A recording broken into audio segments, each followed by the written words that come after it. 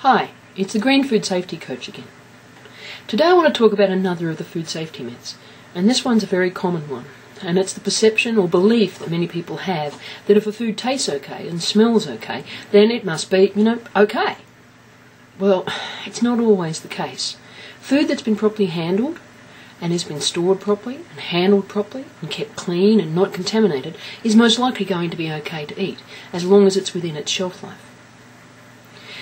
Unfortunately though, foods, potentially hazardous foods, will all contain some food poisoning bacteria. Now people can get sick from food poisoning bacteria one of two ways. Firstly, by the sheer numbers of bacteria that are present, and they don't change the flavour and they don't change the smell of the food.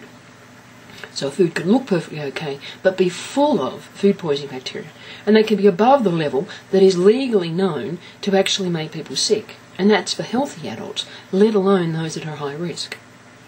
The other way that a food poisoning bacteria can make people sick is through toxins or poisons that those bacteria can produce. Only some bacteria produce poisons, and these can make people sick through the poison that's actually there, or the toxin they produce. And for these, it takes very few bacteria to actually produce the toxin that makes people sick.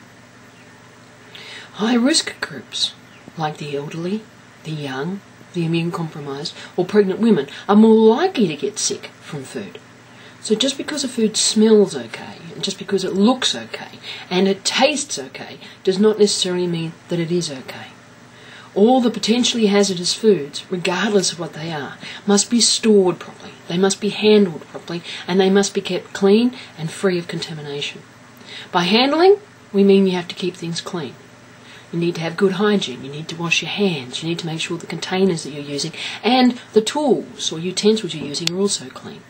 You need to keep them covered to stop stuff getting in. Now, storage, you need to keep them below 5 or above 60 degrees. You've got to keep them out of the temperature danger zone. As long as you handle foods properly, the potentially hazardous foods, and they are things like meats, poultry, seafood, cut fruit and vegetables, cooked rice and pasta, meat alternatives like tofu and soy-based products, gluten-based products. These are meat substitutes and used by vegetarians and vegans around the world instead of using primary sources of protein like meats, poultry and seafood. So meat substitutes.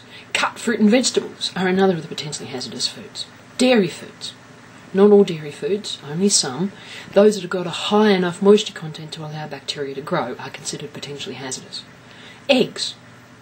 Any of these foods must be kept below 5 degrees if you're storing them, and they must be kept above 60 degrees if you're keeping them hot. In between 5 and 60, the bacteria that's in them will actually grow and grow readily. So if you store a food properly, if you handle the food properly, you keep the containers and everything they're in and come in contact with clean, and if you make sure that you keep your hands clean, you're going to be reducing the likelihood of increasing the amount of bacteria in the food or increasing the amount of toxins that those bacteria produce.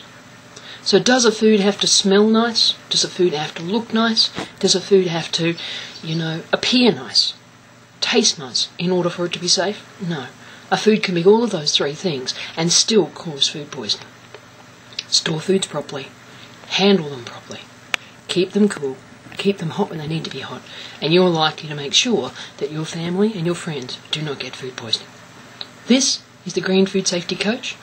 Till next time, bye.